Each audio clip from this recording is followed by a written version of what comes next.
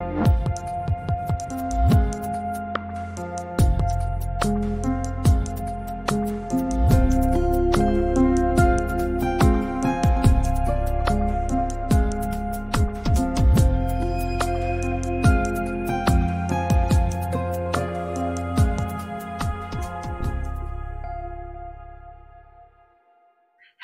and welcome to our show, Film Talk with AJ Dean.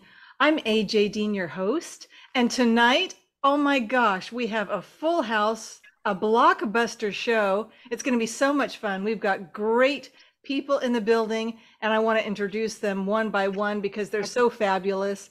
First, we're going to start with Adam Vargas. He's a film director, producer, writer.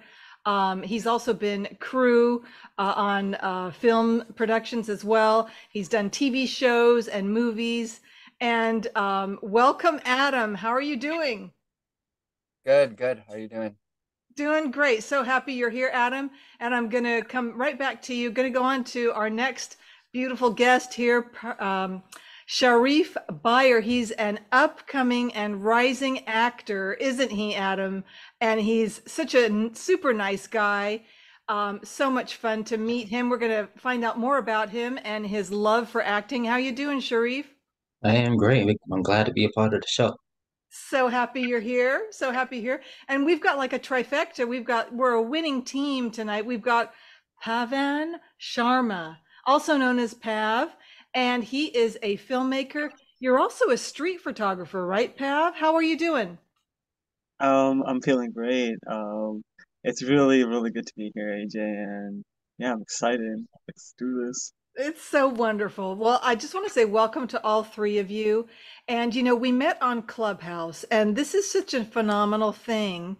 And maybe that's how all you guys met as well. So let's talk about that. How did you meet, Adam? I believe Pav and I met in it wasn't even necessarily a film room, was it?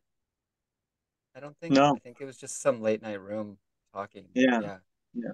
And But we really hit it off mm, actually on the rooms that it was talking about movies, like, and they were just like not film rooms, they were just mo rooms about people talking about movies. And I think that's where we really like, because then later on you'd be like, oh man, like you spoke about this scene and I can't remember, I yeah, can't believe you remember it. And I'm like, yeah, yeah, yeah. And then like that kind of started off our nerd fest. And yeah. I think the nerd Be- fest led itself to yeah. yeah, yeah. Because But yeah, Pav of was course really good that's at remembering sequences of shots. Like like what the specific shots were and like shot to shot to shot. And I was like, oh, like I know so few people that can do that. Yeah, So almost like photographic memory, right? yeah, yeah, And so, how totally. did you meet Sharif? Was he in one of the acting classes? Sharif, how did you meet Adam and Pav? Well, Pav actually had it was on Clubhouse. Pav actually reached out to me back message, and I went to the room that he was hosting, and he was like, "Yeah, I would really like to meet you in person and get a sense and see if you want to work with us." And then we met later on.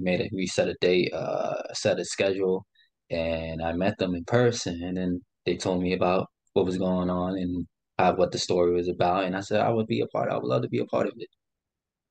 This is amazing. And so this is Clubhouse Magic. I just want to give the credit to that. So thank you, Clubhouse. And thank you, Sharif, for telling us about that. This is called Paper Planes, the project that all three of you are involved in. And Pav, you wrote it. So I want to go to you first. Adam, you're going to be the director. And Sharif, are you going to be acting in it? Yes, I'm acting in it. Fabulous. Okay, so Pav, tell us what it's about.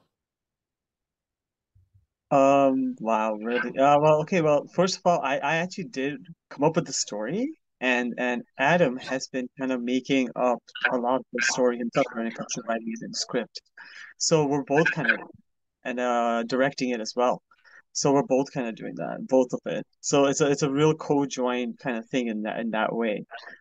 I think it has so far been amazing. The story itself begins with Connor, who is this street photographer, but of course, and he's just in a part of this paranormal kind of group, and he's always kind of obsessed with those kind of things, while living the life of being a street photographer, and he just comes across this phenomenon. And so, following that investigation, one thing lends it to another. He ends up kind of chasing down, certain individuals who are extremely wealthy, and due to this paranormal kind of paranoia that he has in his little group meeting, we unravel this thriller piece, and it starts to turn into like a little bit of an action film.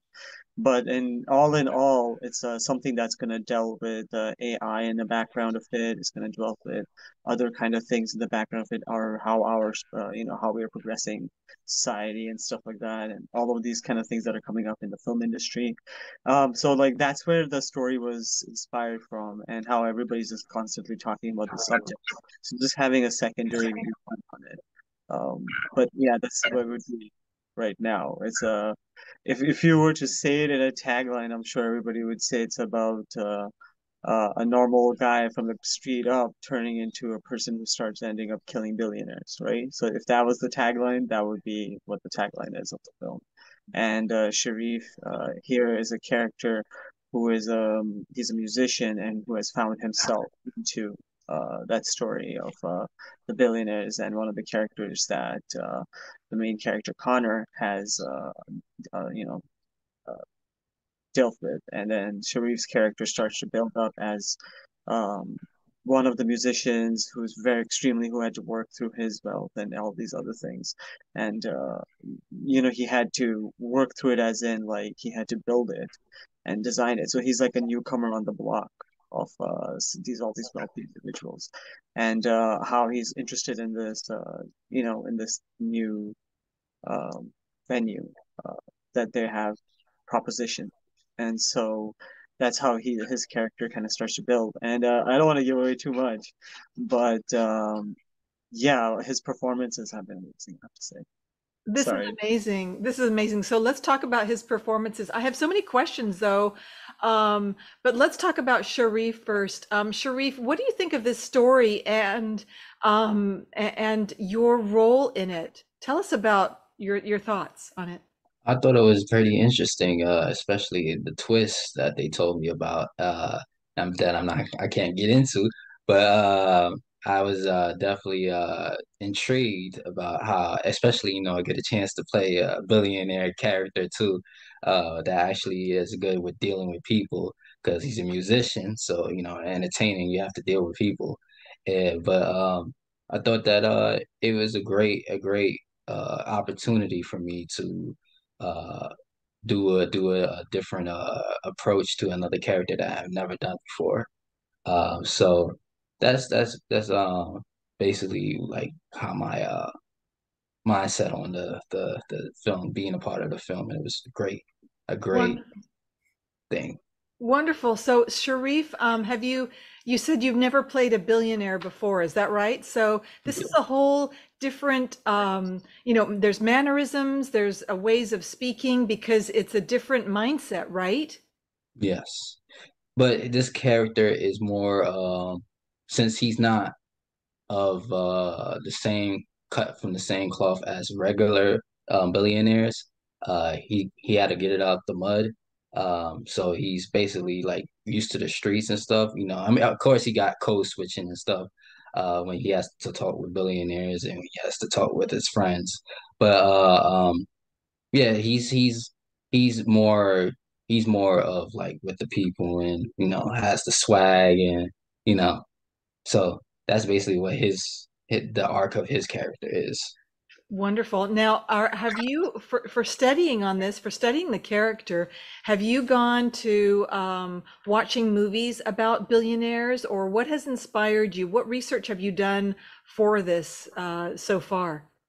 I watched a couple movies where I looked at pictures of how they might dress, and then I took into account of how the character is, as far as like he's also street guy, so he's gonna wear like certain types of clothes, and then when he has to do business, he's gonna wear certain type of clothes.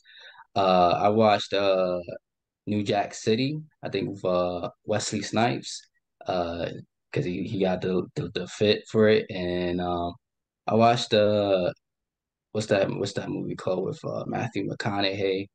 Um, I can't remember the movie, but I think it's something like The Kingsman or something like that. And I watched it escapes me now. Um, There Will Be Blood Oh, with Daniel Day-Lewis. oh So wow. it's These got to be these share that. these are all great films, aren't they, Pav and Adam? And Adam, this is amazing to me. You know, the log line on your poster is follow the money trail, and it's such an intriguing story. Now, and it's about AI, touches on AI a little bit and what's happening. Adam, are you going to have AI actually VFX in it, or are you just going to have it as the subject and topic? Um, yeah, probably. We are going to be working with a lot of the techniques we're employing on this film. David Fincher often uses. We're using invisible CGI. So it's CGI to enhance the sets and make them look bigger than they are at times and things like that. So we're using techniques like this. There may be some AI employed to do some of that, but we're working with different scenic artists, digital scenic artists who do this kind of thing. Um, yeah, and I also want to point out our casting director, Taino Wooderson, who introduced us to Sharif. Hmm. She had been listening to him perform in Thomas's room on Shout out to Clubhouse. Thomas. Yeah, and so that's actually how we came across Sharif was through Taino. Amazing, amazing. Thank you for that, Adam. And Pav, I do want to ask you, as the writer and storyteller, um, why did you include AI in the subject? Is it because there is such a controversial subject and it's a current hot topic that everybody is kind of curious and some even a little bit cautious about? Tell us about that, Pav. Yeah, I wanted to go into like just because it just started inspiring itself. I just saw how people are reacting and how we are. And then I saw kind of like how somebody who's easily manipulated could also kind of, take advantage of this, and then somebody who wants to make money could take advantage of it, or if somebody maybe, you know what I mean, like just wants to make more, get more attention on Instagram and social media, and have more, things to show off, that kind of thing. They could take advantage of it. So there's like so many venues, and everywhere you see, there's this constant conversation about it. So I just started looking at that, and I'm like, like this is very interesting. Um, Yeah. that and it's changing our society as we know it, and like what does it mean, and what conversations is it opening? Because as I told Adam, when I was talking to him about this idea, and I was like, Adam, we have, like this is what it is, and he got really excited, and it's actually started steaming it all up, is that that look at how like what's movies are conversations, and that like what is the conversation we want to have with the audience, right? And so more than just like telling them exactly everything, it's like, oh, this is what's going to happen, and da da da da da, right? How a lot of movies have done already. We want to ask questions and have the audience be like, well, that is a true question. What do you think about that? And we want to open up audience conversations. So ultimately, that was the goal of this film, is to be like, this is a conversation we need to have with the audience. Like, what does it mean for, the billionaire? What does it mean for like the average person? What does it mean for somebody who's got, maybe nothing going on, What does it mean for different people in the world, And where are we going with it? And that's actually the main, yeah, that was the main idea behind it, the inspiration. Because it's like, a lot of people I think instantaneously go to the Terminator side of things, and they go to this like Matrix kind of thing. Everybody's got different interests in it, Mm-hmm. right? It's definitely going to make a lot of wealth for many people. And so yeah, I think we're going to have a very huge change in the world. Uh, and where that's going to land us, I don't think we don't know. We Really, it's don't amazing. know. You're No, so right. we're like surfing, I feel, and then we're like on that wave tip, as you can see in the behind me as a painting like that. I think we're like surfing right on that wave, and we kind of don't know what's in the horizon, but we're like, let's go, and we're all kind of doing it, as we Yeah, always do it. Yeah. very good words. I loved your answer. Thank you so much, Sharif, Pav. I want to ask you a question about robots. Are you interested? Are you open to working with robots? What do you think about robots? You're part of the younger generation, and we're looking to you to find out your opinion on things like this. Would you want to act with a robot? What are your thoughts? I wouldn't want to hack with a robot. It's not. I don't think it would feel the same way. Because I think that people are more dynamic and they have more depth to them. Robots don't really have.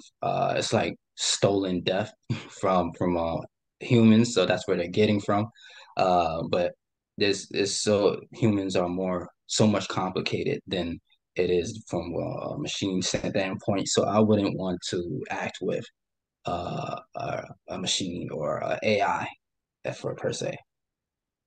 Yes, I agree with you. And there's something about the having another human actor with that energy and that synergy and the just the whole dynamic of it with performance and all of that. Do you find that, Sharif, when you're on Clubhouse and you read sides or scripts, and there's someone else, there's another active voice, another human, a real human being, and they're giving you that great performance energy, so it makes your performance even better as well. How do you feel about that?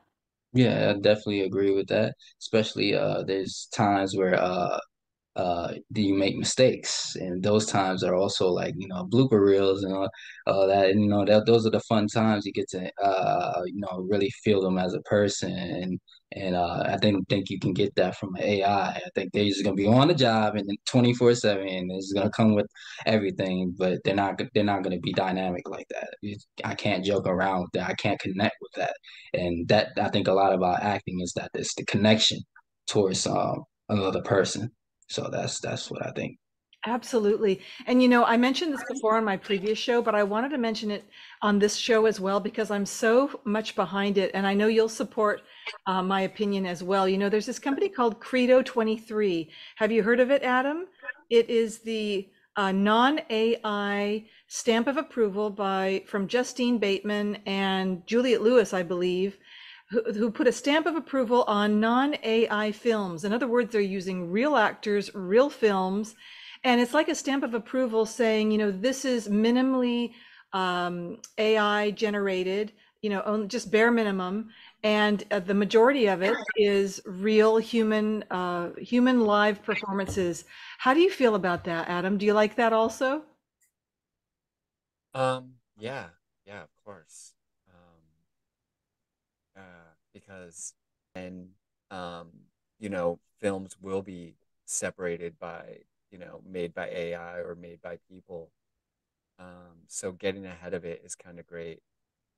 Um, you know, Kind of the thing about this project is um, we're kind of going with like a Rod Serling kind of take and like or level of responsibility as writers and creators. Rod Serling once said, "The writer's role is to menace the public's consciousness. He must have a position, a point of view. They must see the acts as a vehicle of social criticism and must focus on the issues of their time." And, like this is about AI, but it's about a lot of various things and that are going on right now. And another thing we're doing is kind of bringing the viewpoints of the performers also into consideration. Um, we brought Sharif on, and he told us some things that he's wanted to do as an actor and a performer, and we altered the script because originally we thought we'll probably only be able to shoot with certain actors in the cities, that they're going to be in. Um, so the one of the things about this production is we're shooting all over the place because billionaires don't live in one place, right? So it wouldn't be believable if everything took place in one city.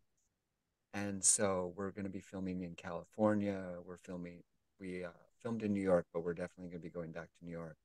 We're going to film in Montreal. We're filming in Toronto, Chicago, possibly Oregon, and Pav's also going to film in Bombay, a scene.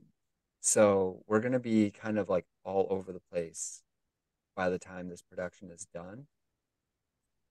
And so originally Sharif's character was kind of bound to New York, but when he told us he was willing to travel and whatnot, we built his character out more in the script, and now he has more like it's cool because with most films the main character is not the most interesting character, and we've got some really great supporting actors already on board, and Sharif's like character arc is very Shakespearean.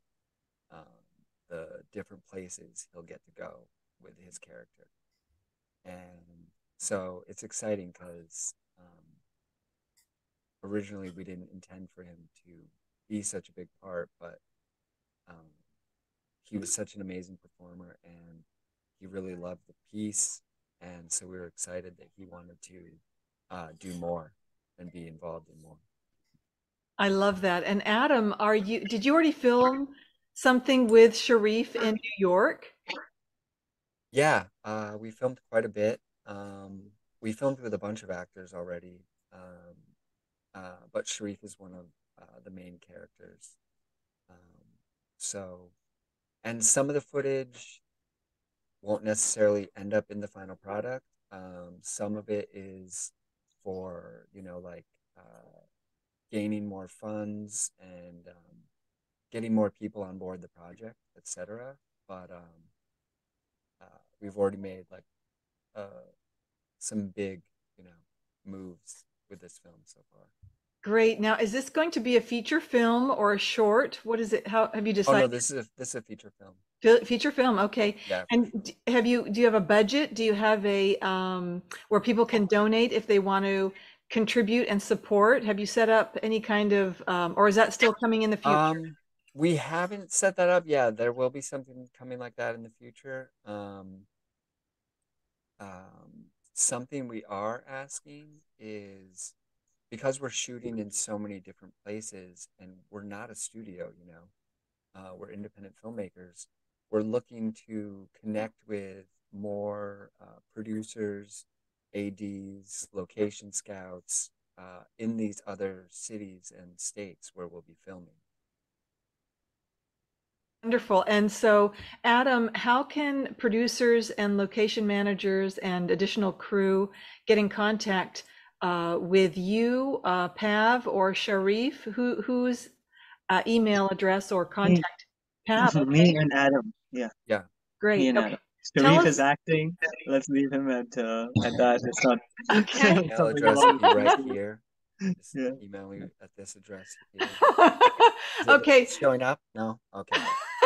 So tell us Yeah, your what do you know? emails. You're on Instagram. You're both on Instagram, right?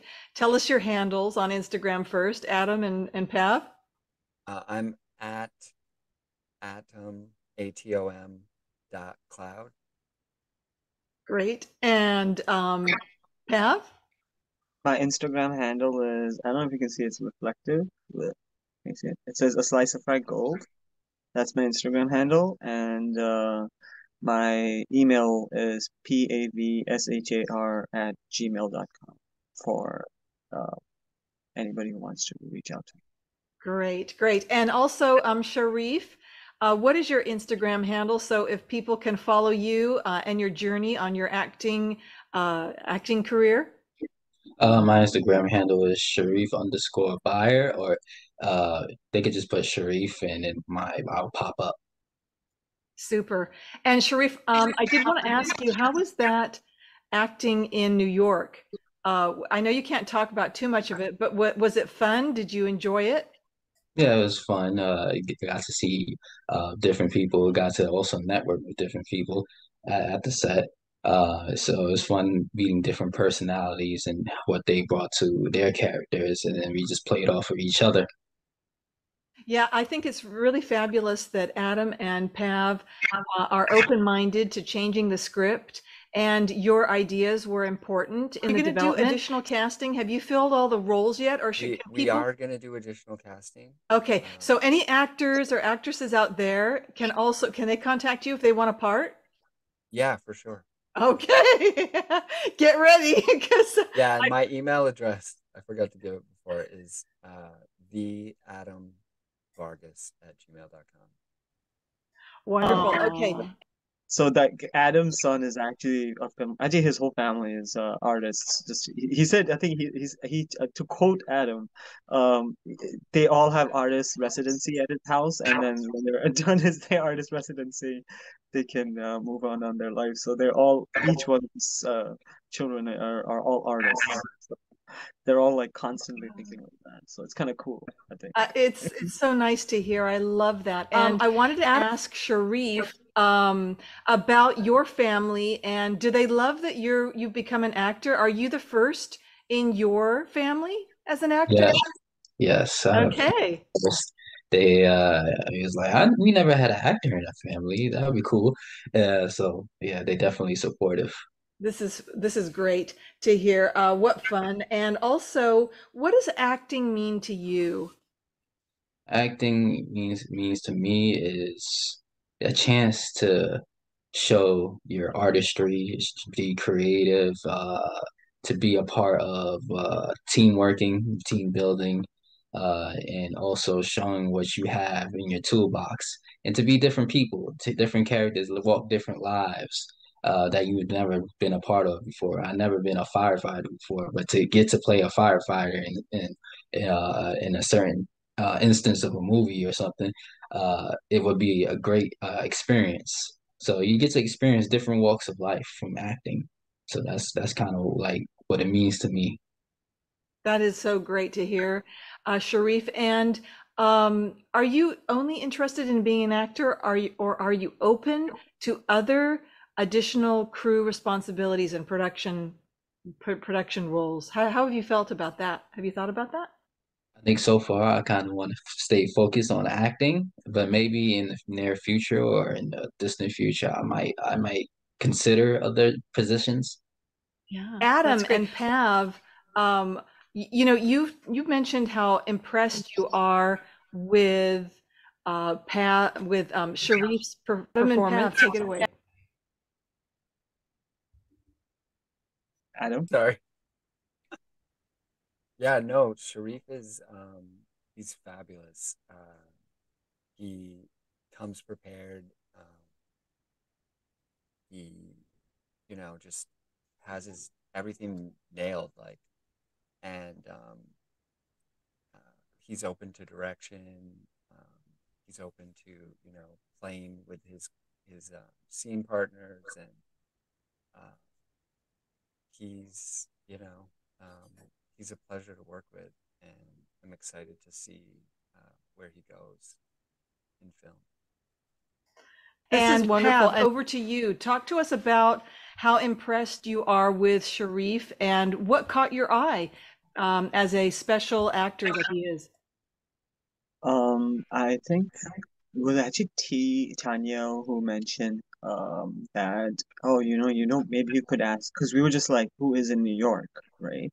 And shout out to any actors out there put which city you are in your profile makes it so much easier for us to cast you. But yeah, so we were just looking, and Sharif was Tanya noticed his work in Thomas's room, and I had also noticed Sharif's work in Thomas's room. So I'm like, oh, he is, but she's like, you need to ask him. So I did, and he was at that moment actually in Thomas's room, I think, and he was just in the audience or somewhere. And I'm like, I just messaged him and I said, come to this room. We made a private room. And it was literally for casting, and we were just talking about the story and just completely being open about it, and just being completely forward with him.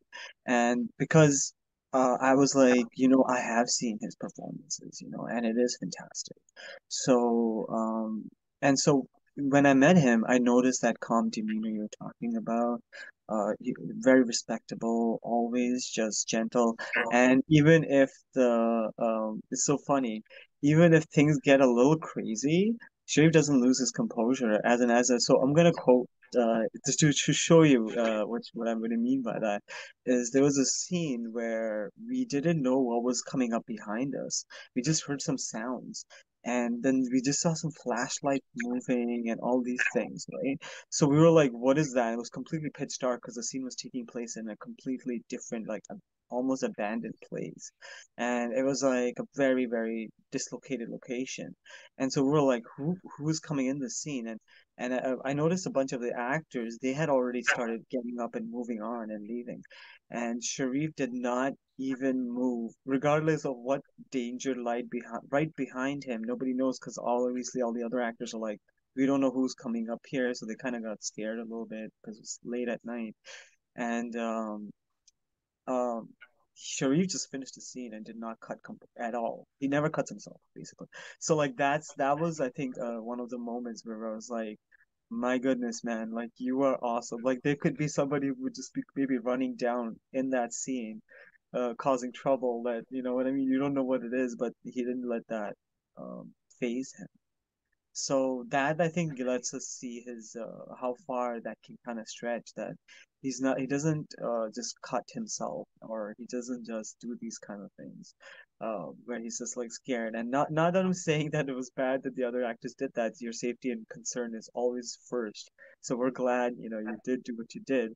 But shout out to Sharif over here who's just like, I don't care, but I'm still in character, and he stayed there. So yeah, there's that, which is it's rare. It's very rare. I've been in so many sets, and it's rare to see somebody they don't break character and they're always calm, even when the environment is not aiding that. I hope that kind of gives you there. Yes, Yeah, it does. and Go it ahead, turned out Adam. to be nothing. It turned out to be nothing, Yeah, it was nothing. but yeah, the way Sharif handled it, he was just like, I'm in character. I'm doing this scene, and he didn't break character until we called cut, and yeah, it was very admirable, and he was just lost in the scene. He was just, That's amazing and I so was like, impressive. And I I need to get to a place where I can just be relaxed. And I think that that was a byproduct of what I was able to gain in that situation was from the relaxation and stuff. And I think the confidence comes from taking those classes like 5 to 9 and going from 5 to 9 to Thomas Artavati's class. Shout out to him. And I would just go back and forth to just learn more and try to better my craft as I go along in my career. Amazing. And what have you learned so far? What do you think the most important thing is so far that you've learned, Sharif? Or any wisdom or advice that you've gotten? What have people talked about or mentioned to you? Get away, get out of yourself, get out your own way. Uh, uh, be present with the person in front of you, and get what you want. Like really get it and earn what you want, even if you don't get it. So those are like the three major things that I learned from those classes, and just figuring out how to better my acting. I love It's it. And to be willing to go in the unknown, the I willingness to go in the unknown. to be willing to go into the kind of like an exploratory uh, go for it. And you're safe. Go for it. Be and yourself. Adam and Pav, I did want to ask you, is there anything else that you wanted to talk about and bring up about paper planes? Like, for instance, the title, and your movie poster, which is fabulous, by the way, it shows an airplane made out of money. And but let's talk about Paper Planes, the title. How did you come up with that title? Um, I think it dawned upon uh because you know what, me and Adam always kind of spoke of certain artists who were kind of amazing and we love them and how music has changed the industry and kind of things have happened. So, shout out to MIA for making that song a long time ago, which was titled the same. And it kind of inspired it there because the story had already had a title and it was called Toronto John Wick, as a working title. Because we're like, I'm from Toronto, so I'm like, okay, well, everybody's making a John Wick movie, so we have to also make our own John Wick movie. And that was the joke. And in that joke, actually, we started working it, and then, we came up with the thriller, which is hilarious how that works out. But that was the original thing. And then eventually I'm like, Paper Planes would be such a fitting title because it's something that tries to reach, you know what I mean, and be an airplane as an airplane, which is commercial. And so it's like something that wants to be something it is clearly not. You know what I mean? It's a piece of paper. And so I think there's just that right there is what really attracted me to that title, is that there's just that part about it, that an ordinary piece of paper wants to be more than, what it is, what it was designed to be uh, for. And I think, with all of the stuff we told you about in this film, you can kind of see where that kind of goes with it, how that feels, especially since it's made of money, as you can see that. But that's what it is. It's like, wealth that we chase, right? And like everybody is like has fantasies about billionaires and like one day I'll be a billionaire and then I'll do this and that, or hate towards billionaire. Oh, I hate them so much, or maybe they really idolize them, and so everybody has these different ways at it. And I think, and they all make these little paper planes that they're like, one day that's exactly where I'll be, and they think that that's not what they're meant to be. So it's like, will that plane take flight? Will it take flight? And I think that's what we're all kind of doing, aren't we? We're just making these because we don't accept what was given to us and we want to be more than we are. We all look up to the stars. We want to go to the moon. So I think that's what it kind of came from. I like that. I did want to ask you, what movies do you love? Who inspires you as an actor? I like a lot of actors. You got Daniel Day-Lewis, Leonardo DiCaprio, Denzel Washington, Idris Elba. You have um, what's that guy's name? Wesley Snipes. You have uh, Jamie Foxx. You have it's like there's a lot of Matt Damon, Bryan Cranston, you mentioned. Bryan Cranston. Yeah, especially Bryan Cranston and Daniel Day-Lewis. They're like I love the way they act and how they act in their roles. They're amazing. Now, I did want to ask, how was it so far working with Adam and Pav? Because you've got these two great professionals who've had so many years experience in the film industry on multiple levels, doing different, wearing different producer hats and all kinds of different, wearing different hats. So how was it? What was your experience like? And do you feel very blessed? Because I think you are. Yeah, I feel very blessed to be a part of the film and to act with Pav and be directed by Pav and Adam. And it's really a great feeling. It's like collaborative. It's very collaborative team playing and bounce ideas and you want to try it this way. He was like, okay, let's try it and see if it works or not. So it's uh, very great to be a part of such a cooperative set. with these two wonderful people. It's so wonderful. You speak so great. Thank you for that, Sharif. And you've got some, I think you've got some Christmas decorations behind you on the wall, some stars. And that's really fitting because you're a rising star yourself. So I just want to give you Thank you. kudos on that, on what you're doing. And I'm super excited and happy for you with all the great things that you have coming in your future. And Adam and Pav, I wanted to ask you, is there anybody else that you would like to give a shout out to, or anything else you wanted to talk and mention about this movie coming up? Do you have a Um, budget? the budget is going as it is because we were just like, let's just go with it, and we just threw ourselves into the fire kind of thing. And then as it's going, I'm budgeting it up because I myself did productions and Adam here has done productions. So and he's making his other films. So he did two, he was handling both of them, at the time. And then when he left, I picked up and then I started working it, right? And it was like kind of like that was the vibe. And then whatever time I was allotted there, and we were just working and working, and he was working from there using shout out to all the phone technology and all the technology because we were using video conference to have Adam there for all of the scenes, and he even directed me uh, through that multiple times, and so we were using, and so there was like you could see in the middle of the street there was just a stick with Adam on there, just like there for some scenes, and he was just watching it like and he's just telling me, Pav, like this is off and that is off, and you could see every detail, even down to how my hair is set, to like every little how the performance is coming off, how like I'm out of focus and in focus if it was good,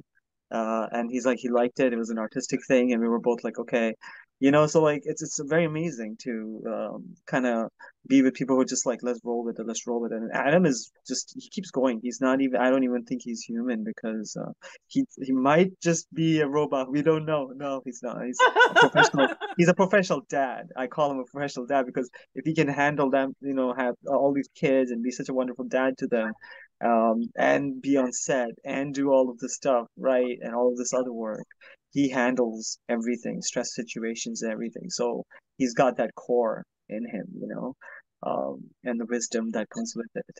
So I think that is what you need on set.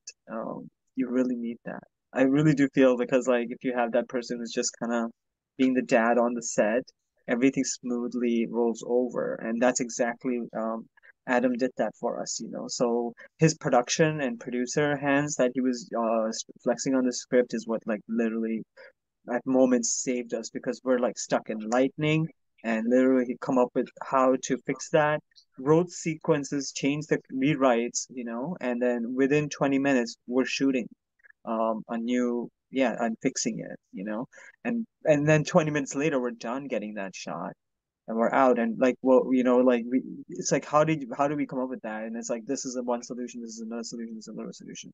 So it's like we don't want to waste time on set, and he wasn't there, physically. So like to do that Wow. over phones and talking to everybody and da da da da, like, and this was like every day and all the different sets. So yeah, collaborating with all of us and having Sharif, just like you're like looking at Sharif, and I was just blown away. And then he's like, I love Bryan Cranston. I'm like, I love Bryan Cranston. So we're like, you know what? And you can see he has such great demeanor and how he is. So like his whole energy and vibe, So I'm like, yes, he is I agree with you what you said earlier. He's an absolute rising star. Like, we're lucky we got to Yeah. work with him. We're so happy. And yeah, thank you so much, AJ. This is so much fun. Oh, this is wonderful. I love what you said, Pav, and you're super wonderful yourself, and thank you. Adam is so awesome, and Adam, you could pick any project that you wanted to do, and I can see why, Adam, you chose Pav and Sharif because these are such great people, and it really does make a difference. And but Adam, you have your smorgasbord. You could pick any project that you want to. You've done so much, so this must mean something to you. Paper planes. Yeah, it definitely does. And and it's the people involved too, It's not just the project, Yeah. because but like this is definitely a project that I want to do. And it was it was great too because I've shied away from doing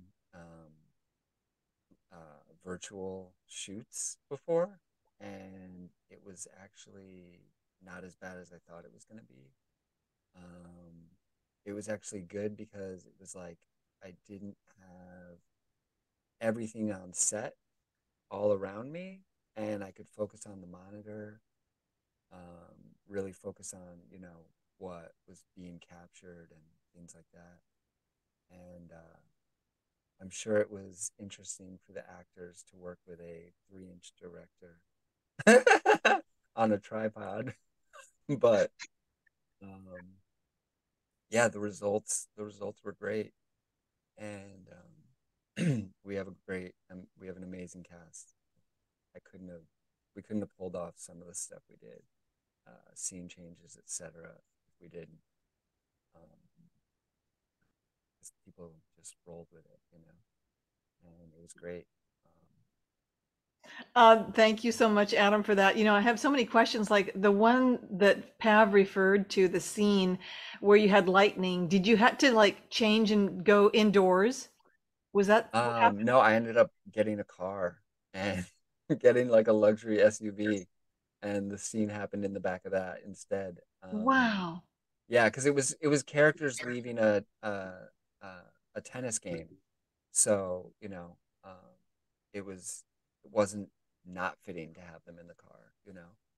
Um, You but have to be like a quick change artist when things like that happen, natural weather, inclement weather, or whatever. You have to be able to pivot on a dime. Isn't that right, Adam? yeah, yeah, it is. It's very true. You know, I've I have had the luxury and privilege of working with a lot of amazing directors, in the capacity of like being in the crew in some realm, um, generally props, but because then I get to see what the director's doing more than some of the other departments I've worked in. But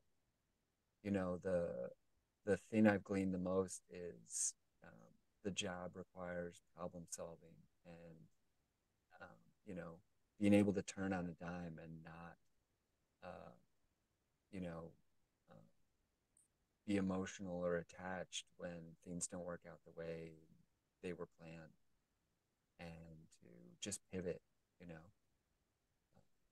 So it's I've had the opportunity to see other directors do that and be able to emulate them. Really great. Thank you so much, Adam.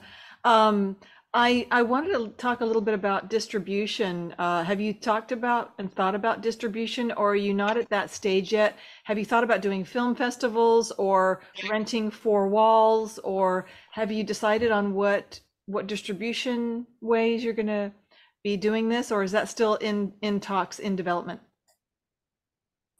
Yeah, we're intending to self-distribute, but we do want to go the film festival route, to build buzz about the film before going that route. And we've actually even already had some theaters in New York like offer to do screenings for us and stuff. Um, so we already have like a place for a premiere that was offered, and Wow, yeah, congratulations. yeah. I mean, I have a lot of ties to New York. I lived there for decades. I was born there, and I had people, that I was friends with that were in the theater community, and have friends that are still programmers for theaters, etc., in New York. So we have those connections that way. But we're also, you know, Croye, from Clubhouse. He did the film, The Trinket Box. Oh, really? What, I'm I sorry. know you've been in, I know you guys have been in rooms together. But What's his name? I'm sorry. Croye, it's French.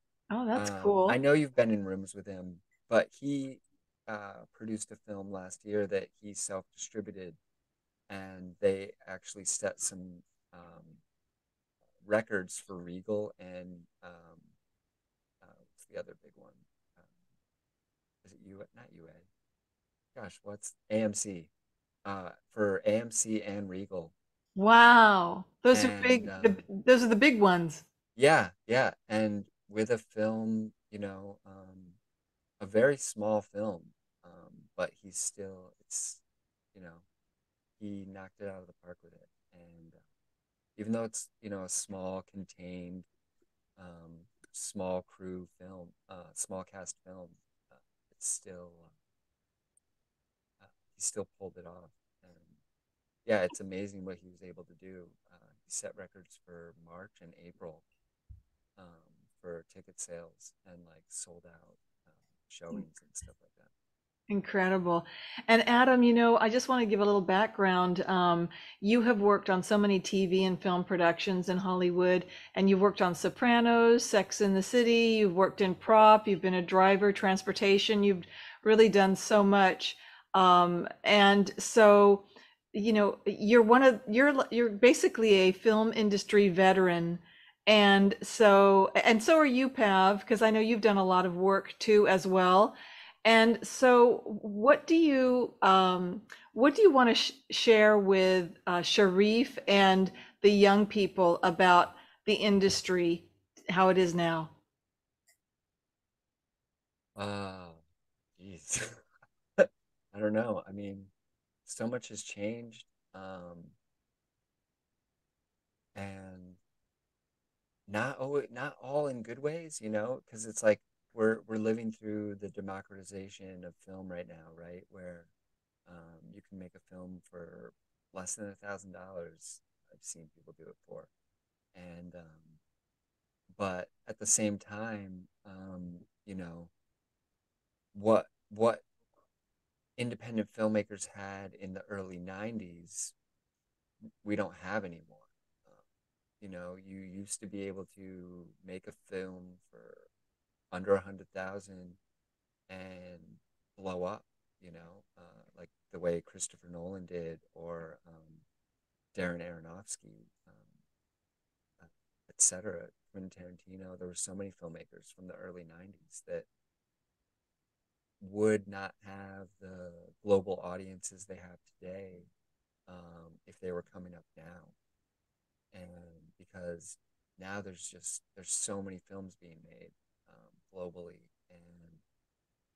and it is a global market now, where before markets were very domestic, right? Films stayed in their territories for the most part, and now, if you look on any streamer, you have like 10,000 new movies to watch from around the world, and it's hard to cut through the noise. And so that's also one of the things we're trying to do with this project, by not doing it the way most independent films are made. We're shooting on a larger scale, shooting multiple cities, etc., to help the project, break through the noise. Really great, Adam. Thank you for that. And yes, it's changed so much. Pav, I wanted to know your thoughts as well, about the industry, and tell us a little bit about you and what you're proud of, some of the film productions and film. Go ahead. I think I agree with Adam about certain of those aspects. Is yeah, industry has changed a lot. Um, and I think we just faced a lot of those things right now. Even I mean, I've been in the industry, independent side, for majority of it, but I've also done productions that are major productions. But I like being an independent filmmaker because it lets me to do things without borders, and I really like doing that. And I don't want to sometimes, like, if I need to take a break or if I want to do something different and then come back to it, I can do that with projects, you know. So that's why I like taking the independent route because like it lets me just play with it a little bit more, take more risks, take more things that you wouldn't do normally. And I think you can get the camera a little closer to the subject kind of thing, you know, hypothetically. So like yeah, so that's what I mean. But yeah, my advice would be my advice, I mean, sorry, my films that I have worked on, I've been a cinematographer and I've been a director before. I used to run a production company before where I used to do commercial work. And so at that time, you know, what happened for me was it was like the DSLR. I was a photographer, and then they started shooting videos, and then that was my only dream. I used to always say, "Oh, one day it'll happen," and it did. And I was so happy because that's when it just kind of just really gave me the power, right? And I was just, and it wasn't that, you know, we didn't have cameras and stuff like that, and I've shot film and everything else, but it was just the convenience of it and how close and personal you can get with somebody with one of these devices. So just technology evolving, and I think they just recently also released a film where it was shot on a Sony FX3, I believe, and that they had like an $80 million budget, and they still shot it on a camera which is like sold you know, on the shelf kind of thing. For I mean, it's professional, but it's not like ridiculous, right? But it has that same Working. form factor of like a photography camera. So that evolution itself has already reached the theater. So I think the cinematography wise, from some of the sets I've worked on where I've used different types of mediums, it was really good to use that. I actually started falling in love with it because I've been a photographer, so I'm like, oh, I can understand this, you know, and I can move faster with it, and it's lighter. So that evolution in the industry that it's now becoming okay to use that as your main camera is amazing, and that people are accepting that is amazing for me as a filmmaker. So I think that's something we can look at optimistically. You know, the technology, even with AI being mentioned, to be able to do so much work and also pre-visualize things, it's quite good. You know what I mean? For all of us. But are we like connecting back to the other conversations? Are we going to replace everybody with non-human things? Yes, if you want to look at it as a form of art, then Where yes, we we use use it for positive things and it helps us branch out as an independent filmmaker. But also, I don't think something we can replace actors and stuff with unless you're using it to make a point. Art is not, you know, controlled by these mediums. I feel art should be anything and it needs to be free. You know, not free as in you're selling it for free, but free as in able to go anywhere it wishes to, you know. And it should definitely have that right, you know, that I think art always needs to do that.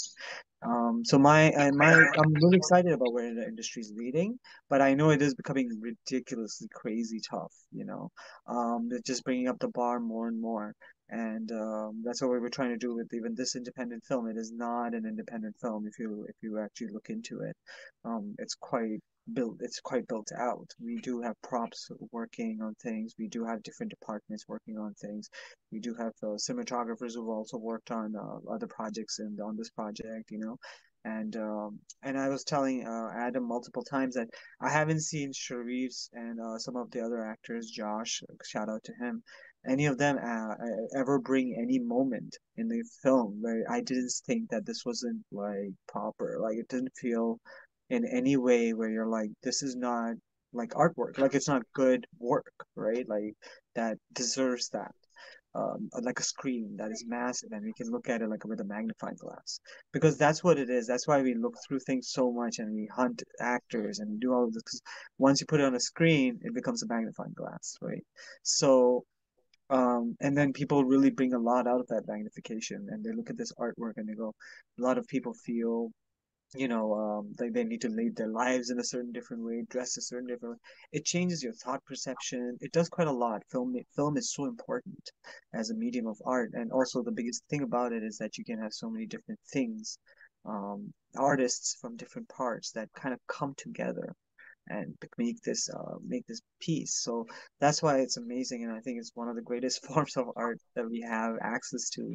And I'm so grateful that yes, it's becoming more competitive, but also amazing that it's becoming more and more accessible, and that we get to see more and more films come out. I every day pray that a good movie comes out with a script and something that just changes the way we think and alters your mind.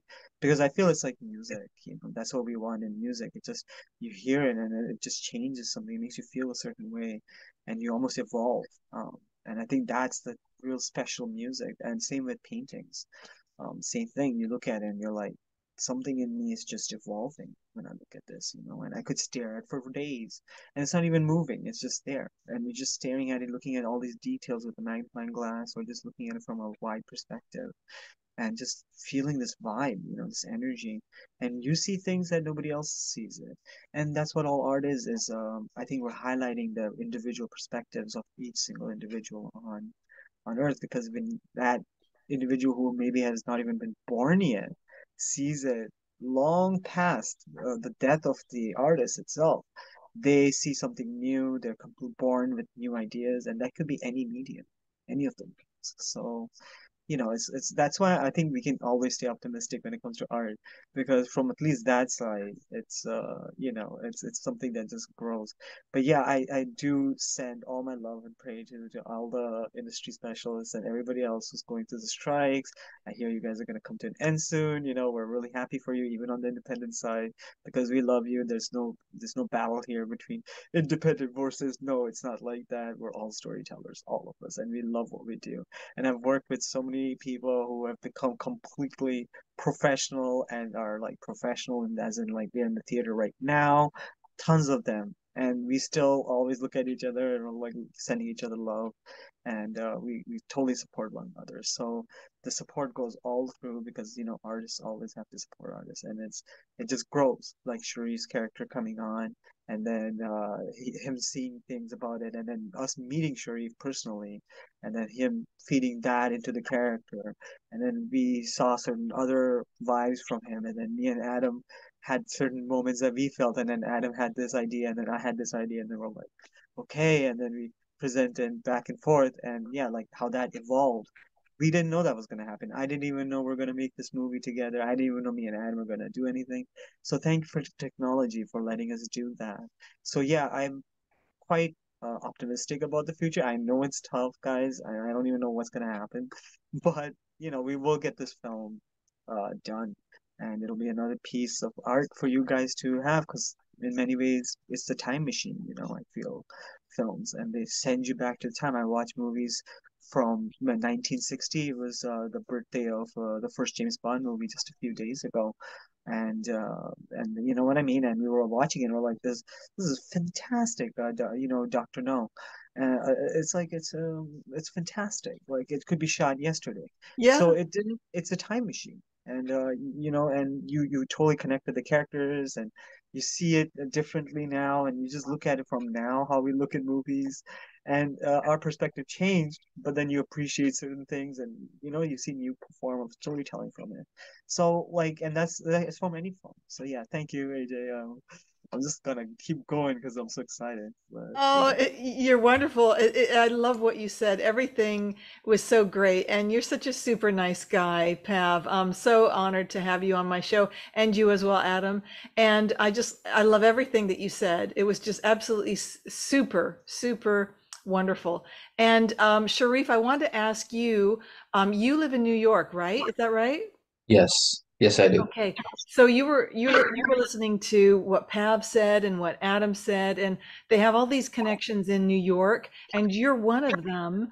And what else do you do? I know you have a passion for acting, and that's your main goal of career. But what else do you do besides acting, so we can get to know you a little bit more? What inspires you? What do you like to do? Well, recently I've been dabbling in some trying to learn how to play a guitar. And I want to eventually learn how to play the piano. So I kind of dabbling a little bit into music. Uh, and I don't know as far like I haven't gone past that point because I wanted to get those down and my acting career down first. Uh, and then maybe in the future I might want to go like further with like learning a new skill or something like that. I just want to learn new skills. I think that I won't ever stop learning new skills.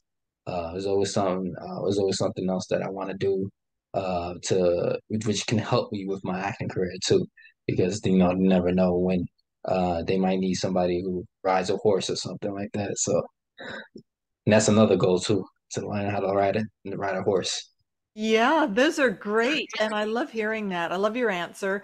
And Sharif, so have you been taking acting? Are you interested in taking acting classes? Have you taken them? What's your status on that?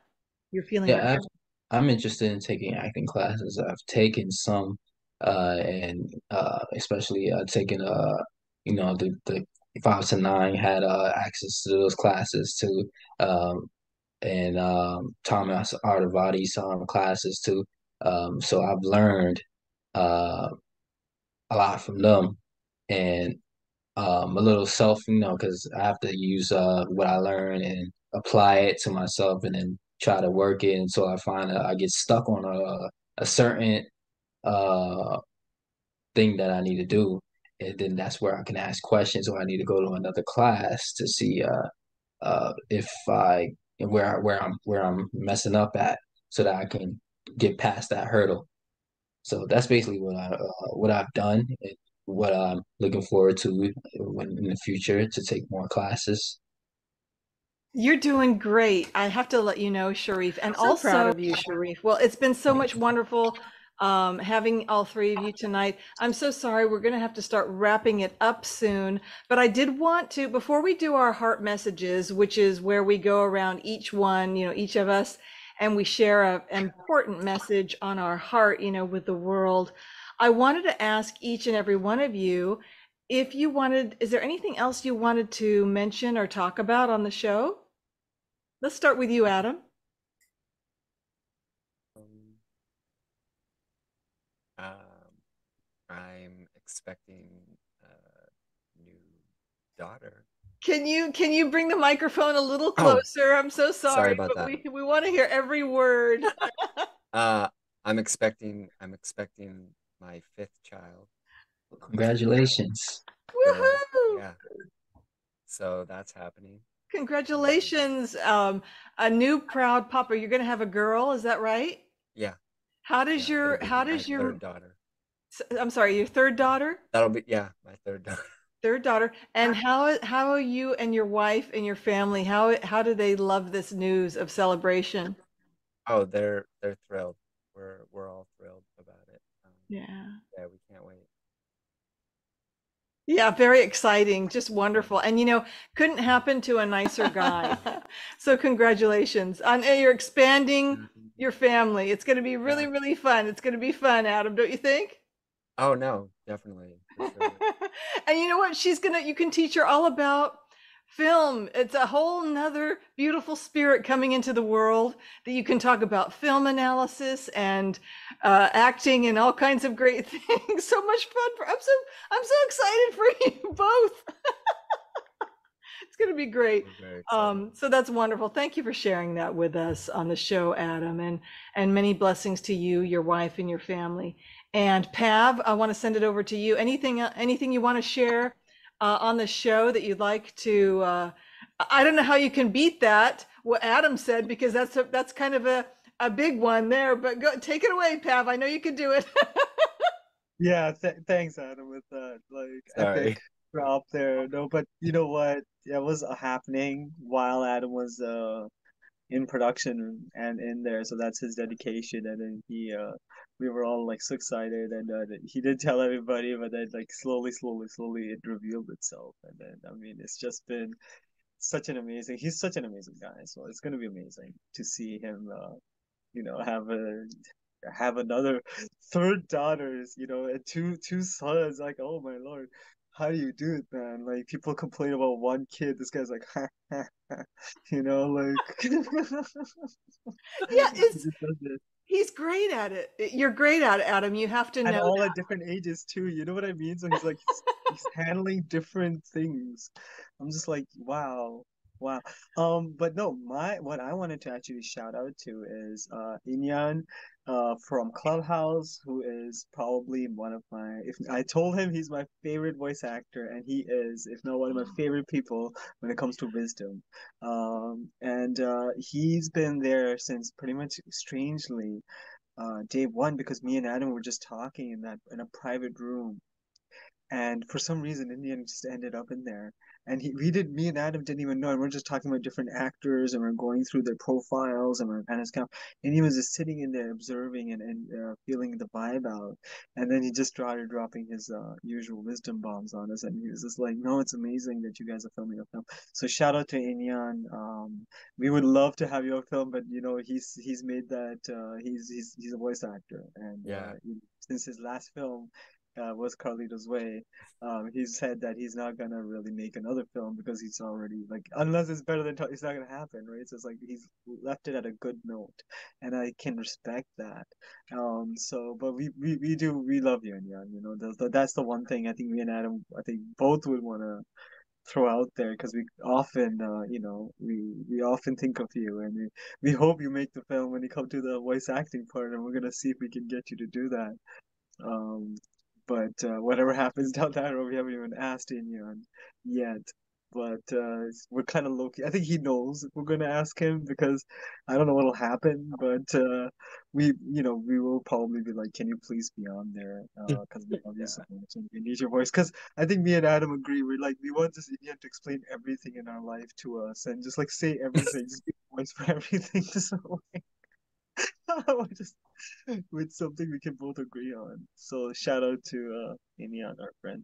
Yeah. I love that. And also we adore Inyan, and I'm gonna tag him on this on Instagram, and I want him in your film. He's such a fine actor and person and spirit and heart.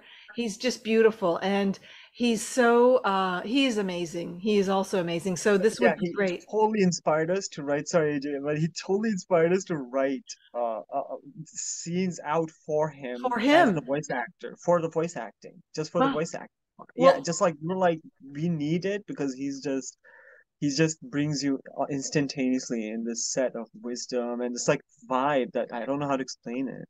He has yeah. a very unique sense to him. So yeah, I apologize, but I was so No. excited to just tell you that. Yeah.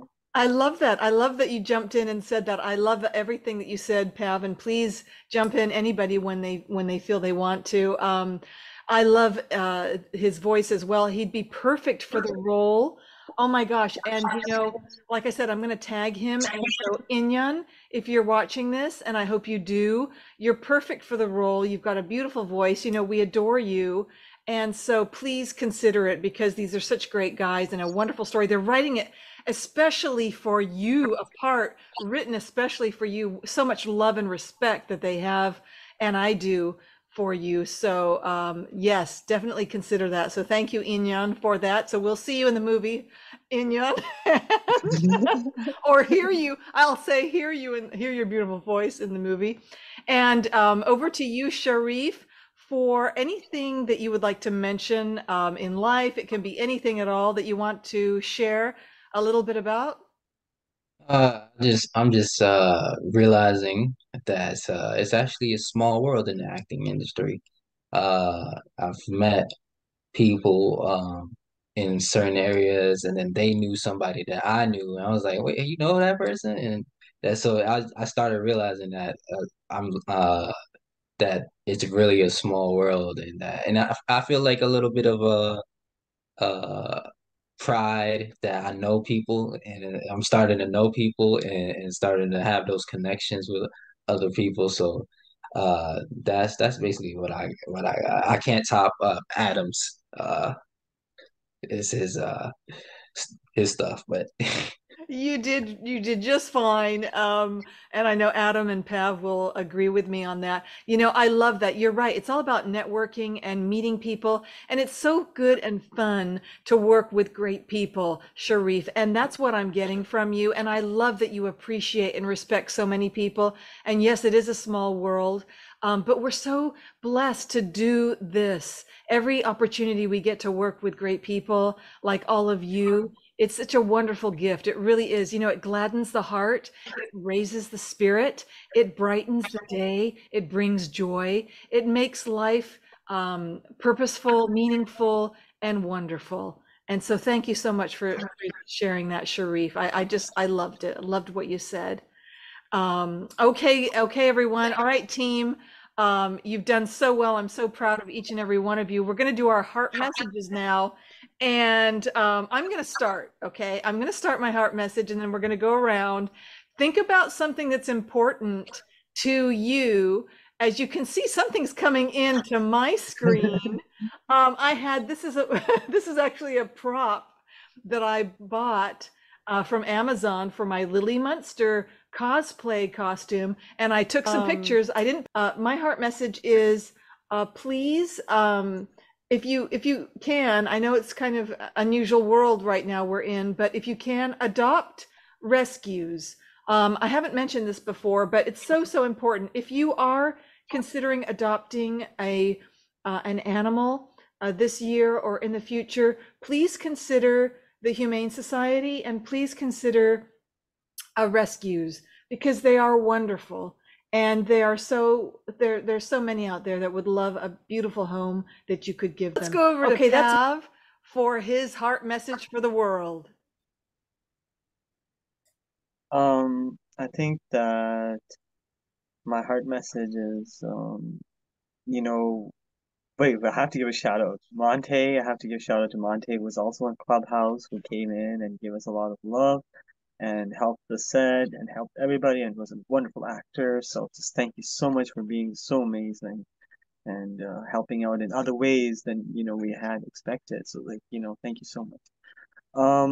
And that's what it is. I think my message is that it's really beautiful and, everybody just kind of like understands one another and helps grow and helps each other just become, the better versions of ourselves. And I think, we should always be grateful for the experience and journey and gift that is life, regardless of, you know, where we are in this world. We should always find things that, like, no matter how bad things sometimes can get, there's almost something positive that can be done about it almost always, and something that we can grow from it and we can help, make better. And I'm like so grateful for people like everybody else who's on on the production, Josh, and I mean, I was gonna go crazy if I started naming everybody, but like, Sharif over here is just like bringing A game right off the bat, um, and just willing to do things that are uncomfortable, and just more than because it's an opportunity for him and da. No, it's because he wanted to help, generally a part of the energy, and just like Monte, he just wanted to help, even if he's not, like, oh, he's it's not like, we weren't always like it's not going to play in his favor, like to gain something. And I think that right there is the key to, having a more experiable, enjoyable experience on Earth. So I'm just every day, all I do is practice gratitude because, it's so difficult. And even going through New York, I saw so many individuals who had lives that were so different and they would never, what I mean, imagine that what we were doing there and, how that they could be doing such a thing themselves, like make films and all of that stuff. Their life and reality is quite different. And so, like, it just made me feel so grateful that I actually have an opportunity um, to make film and to work on my production and do these things. And I only have that because of people who help and that understand that that's where I want to go in life. And they help me grow. So, that's my heart message is all of you guys out there, everybody, we're just helping people and just being generally just understanding that everybody has, somewhere they want to be and they evolve and you just help them, go there without trying to control them, without trying to gain something, just genuinely just be their friend and help everybody. Just because of, and then you can afford that luxury as well on top of that. I think, we're also grateful for those individuals who do that and can also, like I said, afford that luxury of helping and being so great to all of us. Like it makes life so much better and move so much better when everybody's just being genuinely themselves. I'm so grateful for that opportunity I've had. I never thought in 1,000 years that we would meet. Like I would meet Sharif, I would meet all of you guys, and we would make a production. If I didn't just genuinely just want to get to know you better, make production, make film, and just find people that could be a part of it. And then out of nowhere, just because of their gentle spirits and their willingness to help my goal, it just kind of kept going. And so I'm so grateful for that whole like that attitude. So that's my heart message. It's like positive attitude, and gratitude is like really the bricks of life, I feel, and every day I feel even more grateful to be here in this experience. So, and I get to meet everybody, new individuals who just evolve. So that's why I think my heart message is. And I thank you. love that. That's beautiful. Pav, thank you so much. That was beautiful, your heart message. And we love Monte. He's a great guy. And yes, thankful and gratefulness heart. That's so, so important. Okay, I'm going to go over to Sharif for your heart message. Sharif, over to you. I think my heart message is to never, as for this goes out to actors, upcoming actors, just like me, and struggling actors. I think that expiring, not struggling, aspiring. Uh, I think that to never give up, to keep going, because and this is a broken record because I think a lot of people have said this before, but I think that it's very important that PR actors don't give up, even though it's hard times. You think that it's not gonna things are not gonna happen for you, and that it's really tough. I think that you should never give up on your dream if that's your dream to go and do that, or any art you want to do. I think that you should never give up because the only time that you can lose is if you give up on yourself and you decide that you're not going to do it again. Um, but if you keep going, eventually something's going to give. Somebody's going to either see you, somebody's going to meet you, you're going to meet somebody. You never know where it's going to come from. And that comes with just perseverance and consistency. So I think that's my heart message. Lovely. Thank you so much, Sharif. And you said it so well. Those sentiments are true and really, really great. Thank you for that. And Adam, over to you for your heart message. So much better. Thank you, Okay. Adam. Sorry about that. I forgot to Sorry. check my Mac, set my mic up before the forgot to set the I can't think of the word right now. The sensitivity. I forgot to set the sensitivity before we started. Um, my heart message. I guess I'm going to kind of repeat what Sharif said, but um, just for anybody who feels a calling on their life, it's for a reason. You know, there's lots of people who want to do something or try to do something, um, but it's not their calling.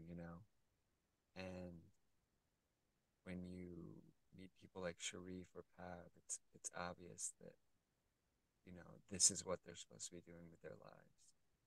And some people think, oh, like filmmaking, that's such a frivolous, occupation, or what does that even really do? Um, but I think art is has always been important. Um, and films can actually change things. We've seen it happen, um, where a film kind of just takes over the public consciousness, and people start behaving differently. as a result of it, you know. Films, um, like Pav was saying, it's all the art forms in one. And so how much more impactful can that be, you know? Um, and so it's a privilege to be here making art and having been doing it for multiple decades now in the public sphere. Uh, it's a real privilege. And, you know, even independent films, there's some films I've seen that have absolutely changed my mind and changed my perspective. And I mean, I was 12 and I saw a Gus Van Sant film, and I was just like, wait, films can be like small and like not about a huge world. And that completely, I was like, wait, I want to be part of this, like even more so now.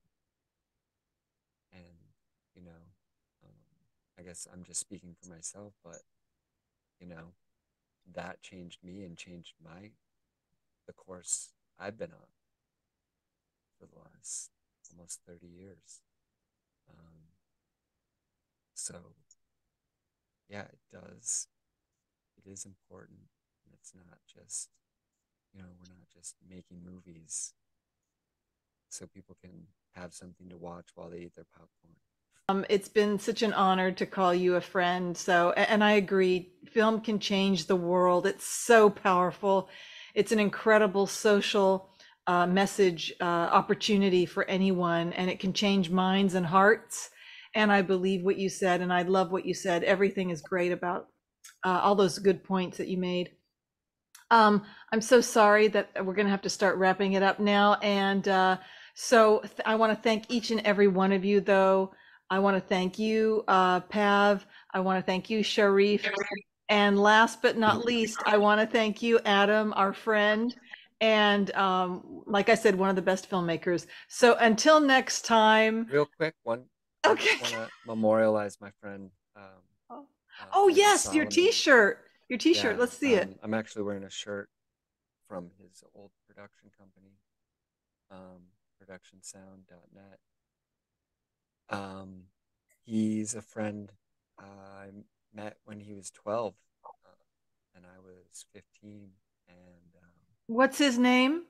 his name is Michael Solomon, and he was a sound mixer, sound engineer in film. But we became friends as you know, children. And when I started getting into film, I was like, you know, Mike, you should do this. Like, this would be, I think you'd be really good at this. You've always, because I met him when he was like 12 years old, and he would go to see bands. He even like came to see my bands and he would film bands and stuff like that. And so um, I encouraged him to get into film, and he did, and he blew up. And it's funny because I'd be like, "We got to work together one day," and he's like, "Yeah, if you can afford me." And we never got to we never got to work together, unfortunately. Um, but there is a project that hopefully will happen. A documentary out of all of his footage that he shot, all the bands from New York and whatnot. So his family's trying to find that stuff. And if they are able to, then I'm going to help oversee a documentary that'll be kind of about him, but also about like the music scene in New York from the 90s and early aughts. What a beautiful soul. And our hearts and prayers go out to his family. And can you show the T-shirt one more time? Yeah. It was productionsound.net. And his nickname was Scooter. Lots of people know him by that name. Um, Scooter. Is that because he rode a scooter or liked scooters? No, no, that was just like a nickname of his that he came up with, I think for himself. Pretty sure. It's funny because the friends that introduced me to him are also in the film community now. And we were reminiscing about him at his funeral, which was right when I first got to New York to work on these two projects. And so it was, kind of a hard blow. Um, but,